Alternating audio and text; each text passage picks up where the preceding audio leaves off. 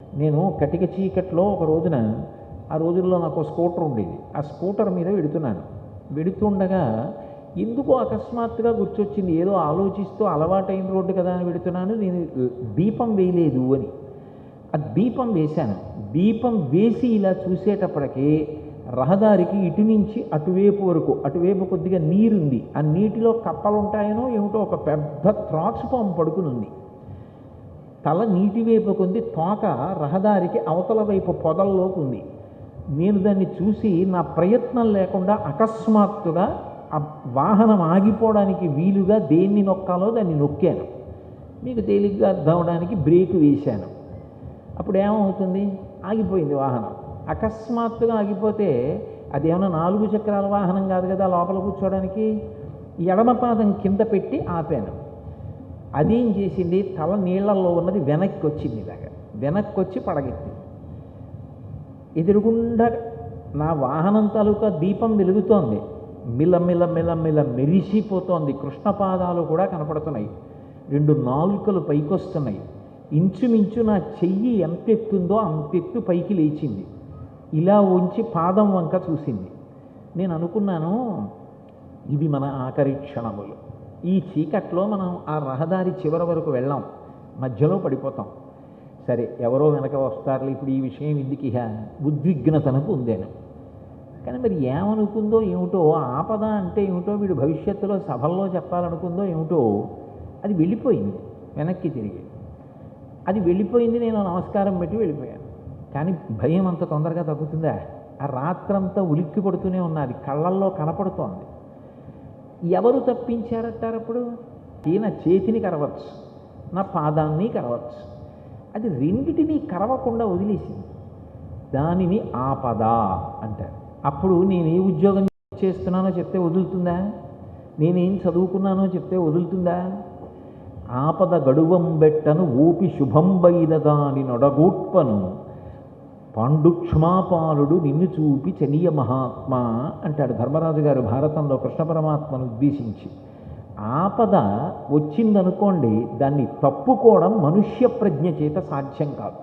భీష్మాచార్యుల వారు అపశయ్య మీద పడుకుని ఉండగా వచ్చి ఆయనతో చెప్తారు, ఉపపాండవులందరినీ చంపేశారు రాత్రికి రాత్రి అశ్వత్థామ అని చెప్పారు. అందరూ మాట్లాడినట్టు మాట్లాడలేదు భీష్ముడు. ఆయన అన్నాడు, రాజట ధర్మజుండు, సురరాజసుతుండట ధన్వి, దానికి తోడు ఉగ్ర గదాధరుండు భీముడై యాజికి తోడువచ్చునట. ఇది సరిపోదన్నట్టు సర్వభద్ర సంయోజకుడైన కృష్ణుడు సారథియట, ఆపద కల్గుటకేమి చిత్రమో అన్నాడు. పోనీ దుర్యోధనుడు ఏదో రాజ్యం చేస్తున్నాడా అంటే అప్పటికి దుర్యోధనుడు తొడలు విరిగిపోయి పడిపోయాడు. కాబట్టి రాజు ధర్మరాజే. ధర్మరాజు గారు రాజుగా ఉన్నాడు. అరణ్యవాసంలో అజ్ఞాతవాసంలో ఉన్నప్పుడు ఈ 5 పిల్లలు క్షేమంగా ఉన్నారు. ధర్మరాజు గారు రాజు అయ్యాడు. రాజట ధర్మజుండు, సురరాజసుతుండట ధన్వి, దేవేంద్రుడి యొక్క కుమారుడు అర్జునుడు, శాస్త్రవోద్వేజకమైన గాంధీవము విల్లుయట. శత్రువుల్ని బాణం వేసి కొడితే చంపడం కాదు. విరాట పర్వంలో చెప్తారు గాంధీవం గురించి. గాంధీవపు అల్లెత్రాడు శబ్దం చేస్తే ఓ పాటి గుండె బలహీనత ఉన్నవాళ్ళు కొన్ని వేల మంది మరణిస్తారు. అటువంటి ధనస్సది, అటువంటి గాంధీవం అర్జునుడికి విల్లు. ఇది చాలదన్నట్టు ఉగ్రగదాధరుండి భీముడై యాజికి తోడువచ్చునట. ఎప్పుడూ కోపంగా గదని తిప్పుతూ వెనకాతల భీముడు ఉంటాడు అర్జునుడికి సాయం. ఇవన్నీ చాలదన్నట్టు సర్వభద్ర సంయోజకుడు కృష్ణుడు సారథియట. మహానుభావుడు, అందరికీ భద్రత కల్పించగలిగినటువంటి కృష్ణ పరమాత్మ పార్థసారథి. ఇంతమంది ఉంటే వీళ్ళ 5 కొడుకులు ఎలా చచ్చిపోయారో, ఆపద కల్గుటకేమి చిత్రమో, వీళ్ళ కొడుకుల్ని ఎలా రక్షించుకోలేకపోయారు? యుద్ధభూమిలో అంతమందిని చంపిన వాళ్ళు ఇంటి దగ్గర కొడుకుల్ని కాపాడలేకపోయారా? అంటే ఆపద దాటడం ఎవరి శక్యం కాదు, పరమేశ్వరానుగ్రహము ఉంటే మాత్రమే ఆపద దాటగలడు. అందుకే వెంకటేశ్వరుడు ఎంత కారుణ్యంతో అంటున్నాడో చూడండి.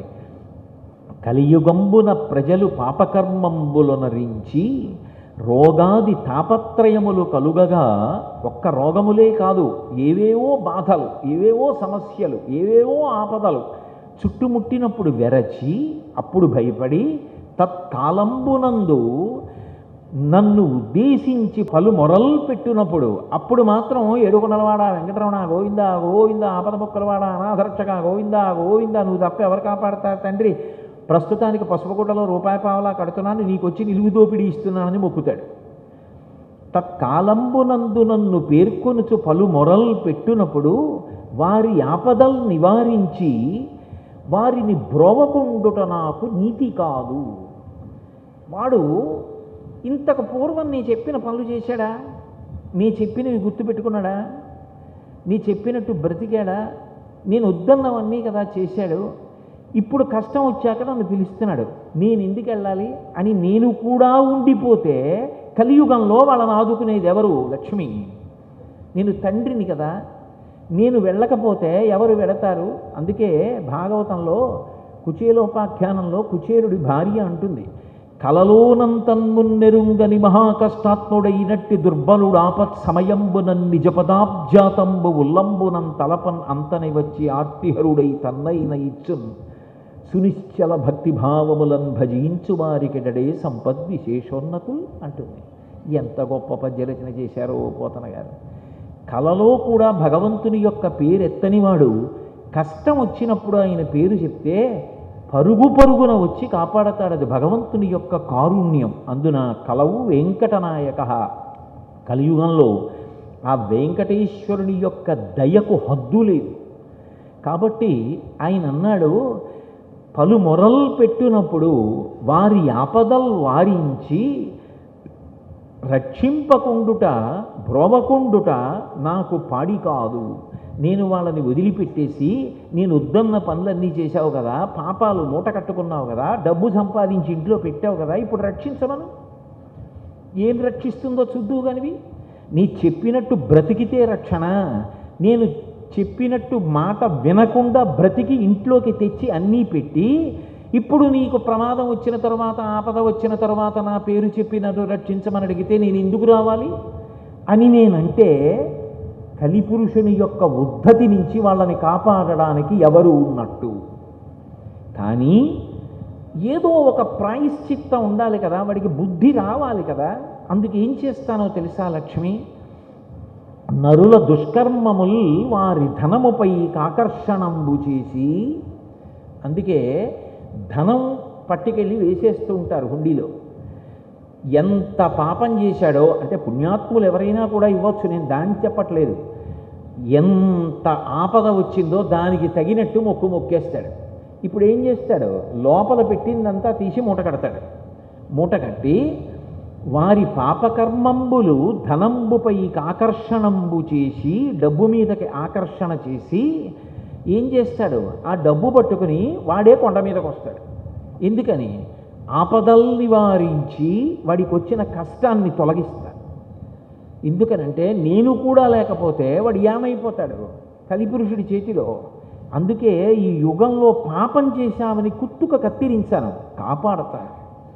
అప్పుడు వాడు ఏం చేస్తాడు? వచ్చి తత్పాపరూపమైనట్టి ధనము నిస్పృహుండనగుచు, ఇవాళ హుండీలో ఆదాయం 3 కోట్లు అంటే దినపత్రికలో చదివినవాడు అబ్బా అంటాడేమో, నేను అయ్యో అంటాను. ఎందుకురా ఇది? ఇన్ని మొక్కులు మొక్కి తీసుకొచ్చి వేసింది ఎవరు? ఎందుకు మొక్కాడో, ఏ పాపాలు చేశాడో, ఏ ఆపదలు వచ్చాయో, ఎందుకు పట్టుకొచ్చి వేశాడో నాకు తెలీదా? నిస్పృహుండనగుచు ఆ డబ్బు చూసుకొని పొంగిపోను. తత్పాపరూపమైనట్టి ధనము అది పాపములకు ప్రతిరూపము. తెచ్చి నాకిచ్చి ఆపద నుంచి గట్టెక్కాడు. ఇప్పుడు ఆ ధనము నాకిచ్చాడు కాబట్టి శుద్ధమైంది. ఇప్పుడు దాన్ని ఏం చేస్తాను? అజ్ఞులైన జనులకిప్పింతు నచలమతిని. నేను దానిపైన ఆకర్షణ పొందను. అయ్యో ఇంత డబ్బా అని అనుకోను. నిస్పృహుండనగుచు నిజానికి బాధపడతాను. ఎవడు చెయ్యమన్నాడు? ఎవడు తెచ్చి వెయ్యమన్నాడు? ఎందుకు ఇవన్నీ నేనేం చేసుకుంటాను? నేను ఈశ్వరుణ్ణని గుర్తెరగలేకపోతున్నాడే, అవన్నీ నాకు అవసరమా? లక్ష్మికి భర్త ఆయన ఏ బంగారం చూసి మురిసిపోవాలి, ఏ వెండి చూసి మురిసిపోవాలి, ఏ రూపాయలు చూసి మురిసిపోవాలి. ఆయన మురిసిపోయేదంటూ ఉంటే మనం పాటించే ధర్మం ఒక్కదాన్ని చూసే మురిసిపోతాడు. ధర్మాత్ములైన వాళ్ళని చూసి మురిసిపోతాడు తప్ప హుండీలో వేసిన డబ్బుకి వెంకటేశ్వర స్వామి మురిసిపోతాడంటే అంతకన్నా అర్ధరహితమైన వాదన లోకంలో ఇంకొకటి ఉండదు. అది ఆయనే చెప్పాడు. నిస్పృహుండనగోచు తత్పాపరూపమైనట్టి ధనము అజ్ఞులైన జనులకిప్పింతు నచలమతిని. మరి ఏమండి, మీరు కుబేరుడి దగ్గర అప్పు తీసుకున్నారు, వడ్డీ కట్టాలి కదా, ఎలా కడతారు? పైగా మీకు కూడా జేబులో ఏదో రూపాయో 10 రూపాయలో ఉండాలి కదా. ఎవడైనా వచ్చినప్పుడు మీకు ఇవ్వాలనిపిస్తే చేతిలో ఏమైనా పెట్టాలి కదా. ఓ చిన్నపిల్ల పుట్టినరోజు అని వస్తుంది, ఓ సువాసిని ఇవాళ మా పెళ్లి రోజు అని వస్తుంది, గాజులు వేయించుకోమ్మా అని 100 రూపాయలు ఇవ్వాలి కదా. మరి ఏం చేస్తారు? మరి నువ్వు లక్ష్మి నేను ఇక్కడ ఉండాలంటున్నారు కదా, ఎలా అంటే ఒక మాట చెప్పాడు. ఇలను పుణ్యాత్ములైన వారిచ్చినట్టి ధనము నే కొంత గైకొని కొంత ధనతుకు వడ్డీకిచ్చి వింతలీల చేయుచుండదననుచు మచ్చికను పలికే. ధర్మాత్ముడైన వాడు, పుణ్యాత్ముడు అంటే ధర్మాత్ముడు, ఎవరు భగవంతుడు చెప్పినట్టు బ్రతుకుతాడో, ఎవడు ధర్మాన్ని పట్టుకుంటాడో, ధర్మము నన్ను కాపాడుతుందని పరిపూర్ణముగా నమ్ముతాడో, వాడు కొండకి బయలుదేరినప్పుట వెంకటేశ్వర స్వామి వారి ముఖం వికసించి ఉంటుందిట. నాకు తిరుమలలోనే ఒక వృద్ధ అర్చకుడు ఒకసారి ఒక మాట చెప్పారు. సాధారణంగా దర్శనానికి వచ్చి వెళ్ళిపోయే వాళ్ళకి గమనించే అవకాశం ఉండదండి. మేము ప్రతిరోజు స్వామి దగ్గర ఉంటాం కదా, ఒక్కొక్క రోజు స్వామి ముఖం ఇంత అయిపోయే ఆనందంతో చిరునవ్వులతో కలకల కలకలలాడిపోతూ ఉంటుంది. అప్పుడు మేము అనుకుంటాం, ఎవరో ధర్మాత్ముడు వస్తున్నాడు కొండకు అనుకుంటాం. ఓ 2 రోజులు పోయాక కొంచెం ఎందుకో చిన్న బెంగ పెట్టుకున్న వాళ్ళే ఉంటాడు. బహుశः ఆ వచ్చినవాడు కొండ దిగిపోయి ఉంటాడు, మరి వెళ్ళిపోవాలి కదా. ధర్మాన్ని పాటించేవాట స్వామి దర్శనానికి బయలుదేరుతుంటే పొంగిపోతాట, నా కోసం వస్తున్నాడు రావాడు అని. వాడు వచ్చి హుండీ మీద చెయ్యి పెట్టి ఇలా ₹1 వదులుతుంటే శ్రీవేంకటేశ్వరుడు లక్ష్మీపతి చెయ్యి కింద పెట్టి తీసుకుంటాట. ఆయన తీసుకోవాలి అంటే నువ్వు ధర్మాత్ముడవైతే ఆయన తీసుకుంటాడు.